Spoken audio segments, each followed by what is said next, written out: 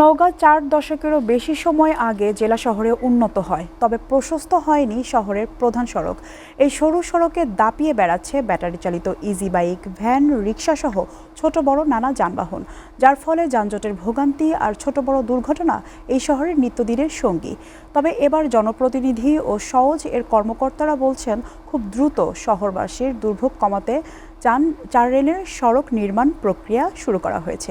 এ বিষয়ে আরও জানাতে নওগাঁ থেকে যুক্ত আছেন MR রাজ।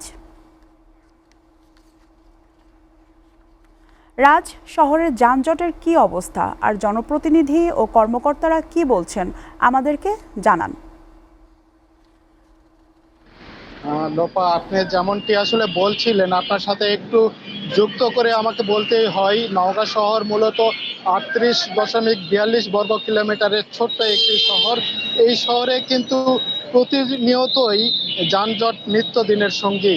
আর শহরের মূল কিন্তু এই একটি সড়ক, কিন্তু যেখানে প্রায় লক্ষাধিক মানুষ কিন্তু এই সড়কে প্রতিনিয়ত যাতায়াত করেন, চলাফেরা করেন।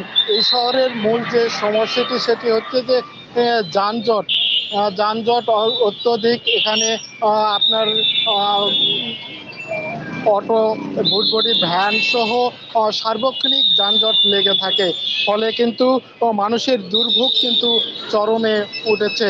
এই বিষয়ে কিন্তু নওগাঁ যে পৌরসভা রয়েছেন, পৌরসভার যে প্রশাসন রয়েছেন তার সঙ্গে কথা বলেছিলাম। তিনি কিন্তু জানিয়েছিলেন যে এই শহরটিতে প্রায় 2010 সালে এই অটোরিকশা, ভ্যান শ্রমিকদের কিন্তু লাইসেন্স দেওয়া শুরু করেছিলেন, কিন্তু অত্যধিক লাইসেন্সের প্রাপ্ত আশা হওয়ায় কিন্তু 2016 সালে সেই লাইসেন্সগুলো কিন্তু অফ করে দেওয়া হয়েছে। এ পর্যন্ত প্রায় এই পৌরসভার লাইসেন্সভুক্ত কিন্তু 5,000 অটোরিকশা, ভ্যান রয়েছে।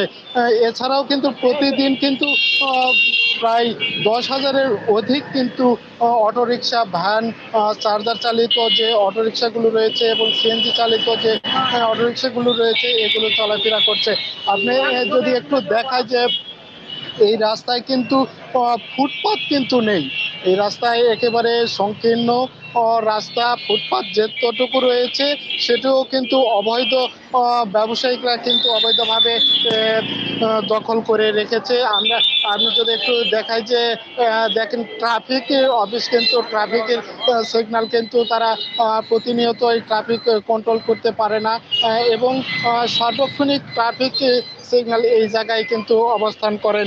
এছাড়াও যদি সুসংবাদ হিসেবে যদি বলতে চাই যে জেলা প্রতিনিধি এবং সহজ এর কর্মকর্তার সঙ্গে আমরা কথা বলেছিলাম, তিনি কিন্তু একটি আশ্বাসের অর্থাৎ সুসংবাদ আমাদের নওগাঁবাসীর জন্য দিয়েছেন। নওগাঁবাসীর যে দীর্ঘদিনের প্রাণের দাবি, সেই কল্যাণ প্রকল্পের কিন্তু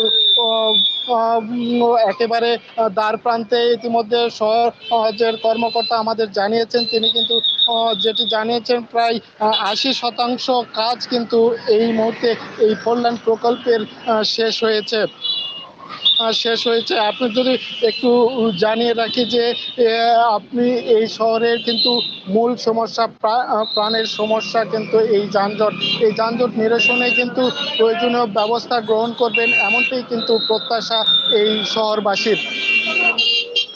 নওগাঁ থেকে যানজটের এই ছিল আমার কাছে সর্বশেষ। রাজ, আপনাকে ধন্যবাদ।